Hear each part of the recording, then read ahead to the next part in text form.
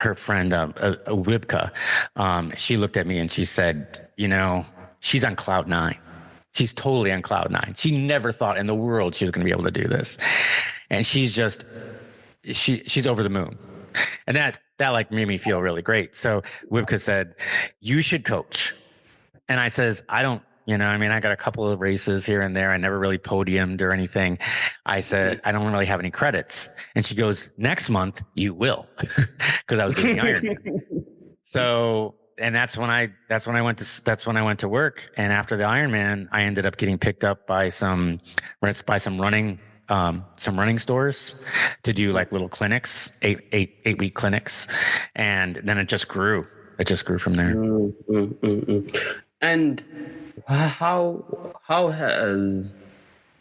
has Ironman taught you in a way of when it comes to mental well-being and actually the correlation between fitness and mental well-being? So what it's taught me is that there's always more. You always have the potential to do more than you ever thought possible. We limit ourselves. We limit ourselves physically. We limit ourselves mentally.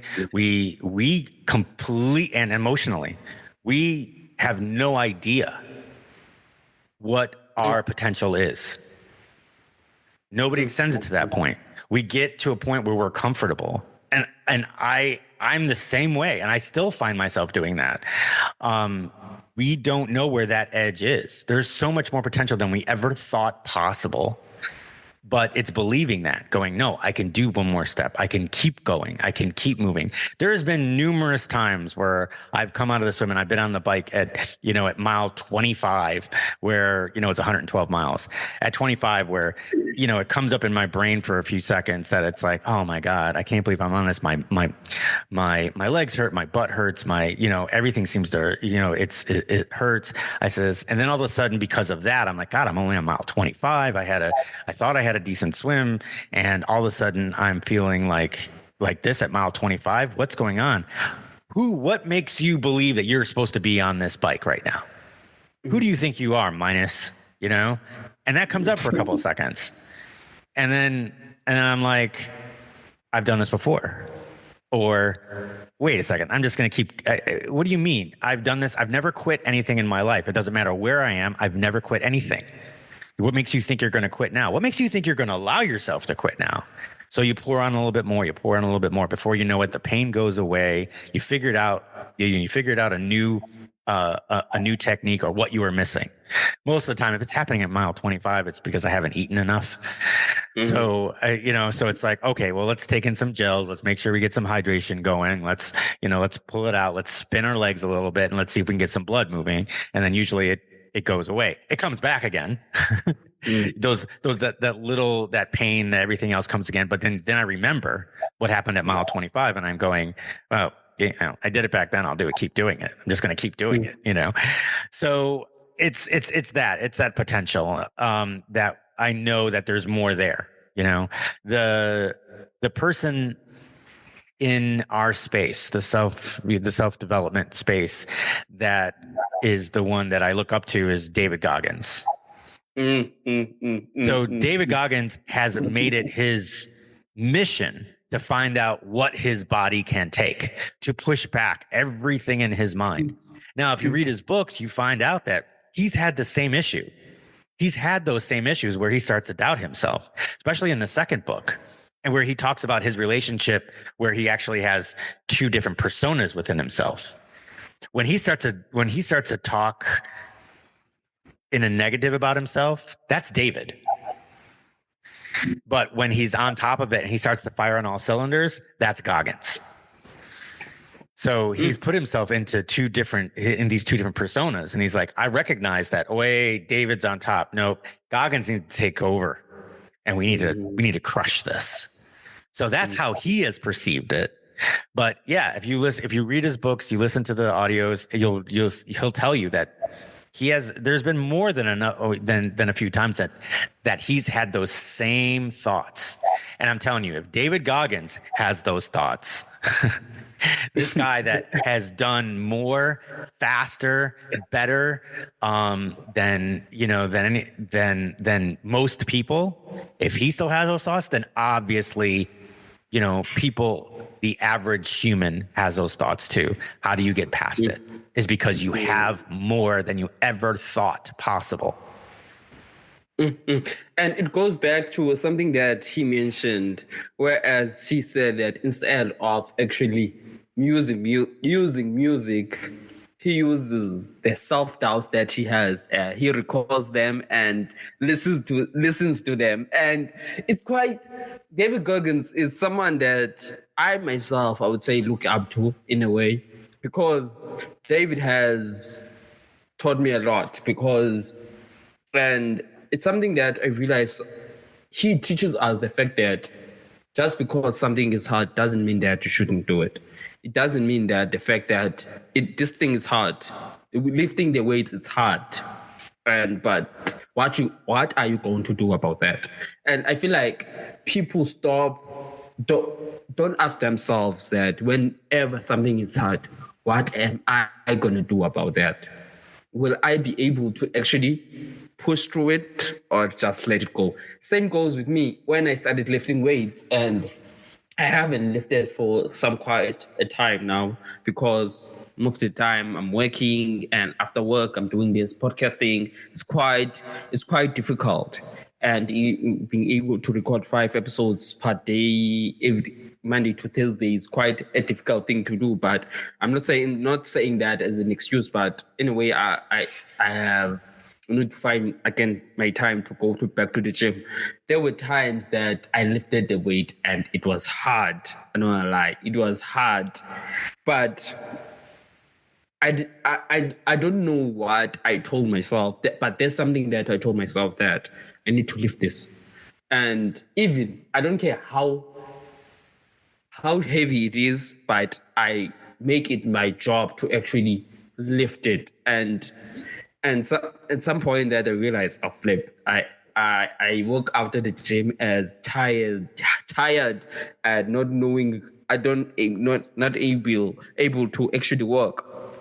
I remember, I think it was last week, and I think I had 3 interviews.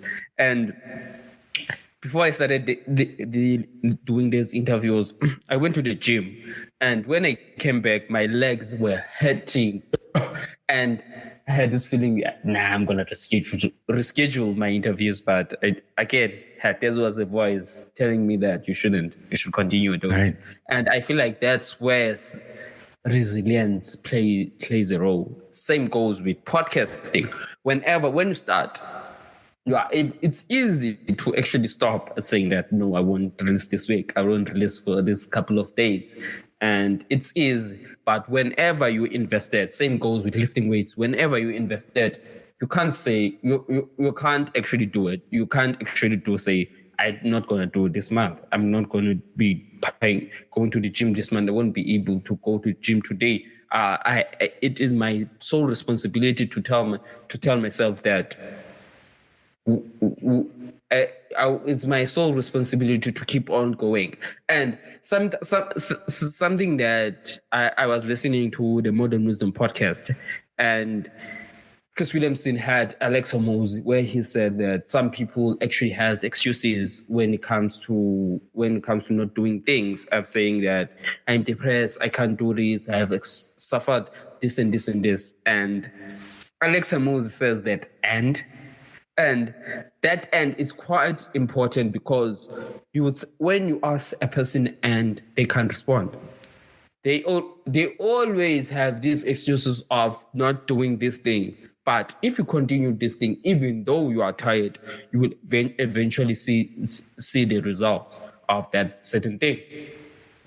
There's a big balance between desire, motivation, persistence, and determination, right? Mm-hmm. There's a big balance that you've got to balance those things, right? Desire is, to me, is what you really want to do. It's that thing in the back of your head going that I'm going to do this no matter what, and I'm going to get there. Motivation is a current a current emotion. It's getting up in the morning and going, hey, I'm on my way to this goal. I need to get up and I need to work out. I need to train. I need to read whatever you're planning on doing, right? If you're writing a book, you know what I mean? It's that motivation going, all right, alarm went off. Today's a new day. I'm going to get after it. And then there's those, that's motivation. But of course, the next morning could be, oh, I gotta get up. Oh man, I don't want to get up. I want to hit the thing. I don't feel like doing it. Blah blah blah blah. But in your head, that desire that you want to get to a certain time in a race, or do the race for the first time, or you want to write that book, or whatever that is, that desire of seeing that finished book or seeing that medal around your neck, that visualization, that's what sits there and says, yeah, I know I don't really feel like doing it, but let me just get out the door. And once you got out the door, once you started writing, once you started your workout, all of a sudden everything becomes clear again and the motivation kind of shows up 90% of the time. I would say there's a good 10%, at least, that I've found out, that even though I started writing, or even though I started my workout, that, you know what, I might go through the motions, but I'm going through the motions. I am increasing my cardiovascular fitness. I am increasing my strength. It probably is not the most quality of workouts, but I'm still doing the workout. So the next morning I get up, now I find my motivation again. Now I can go and do a quality workout. So I would say about 90-10, if you really want to be realistic about it. But those are the two things that I'm always looking at as far as desire and motivation. Like I said, motivation will come and go. Desire is that embedded goal that you've got in the back of your head going, I am going to get there. I am going to finish this book. I am going to cross the finish line at Ironman. I am going to get to the top of Mount Everest, and whatever it takes. And something that is mentioned when it comes to not desire, actually, when it comes to motivation, and at some point, I have turned a blind eye when it comes to motivation. I'm no longer have that perception that this is motivation. In everything that I do, I have discipline and, what do you call this? What is discipline? Persistence, determination. Consistency. Yeah. Discipline and consistency. And the more the thing that I do, the more I become better at it. And at the same time, but the problem with that is the fact that as much as you've been consistent for several years, and you'll come a point in your life of saying that I'm too comfortable now. How do you actually move on from that? Because I myself have found myself being too comfortable in the way I am. For example, podcasting. Podcasting nowadays, it's something that it's quite is having a conversation. If you could have asked me to have this interaction back in 2020 when COVID started, I would be scared. I will be stuttering. I would actually not being able to actually sitting here and having this conversation. And how do you actually, in a way, you spoke about, in a way, of finding techniques of doing things. For example, in mile 25, and actually having this question towards yourself. And most of the time, you mentioned the fact that it usually happen when you haven't eaten well during the day. So how do you actually try by any means to make things harder? Because I believe that I have a problem with that, of making things harder. Because once you make it harder, you're actually trying to actually reach another pinnacle of the thing that you're doing. You want to level up. Yeah. And that's that's the mentality is, okay, this is easy now. Hey, I've got my systems are in place. I'm doing it. If in my case, hey, I'm running at a certain pace. Now that pace has become super comfortable for me. So, all right, now I need to reach the next level. I need to figure out, can I go this distance at faster for you, right? Now you've got a podcast, you've got systems in place. You probably have a certain amount of downloads and a certain amount of listeners. Well, you need to double those listeners. You need to, what's the next thing? Brands, if you could come up with brand deals, somebody to sponsor an episode. So now you can start working on that on the outside. Keep doing what you're doing. So now choose what you want to do with it.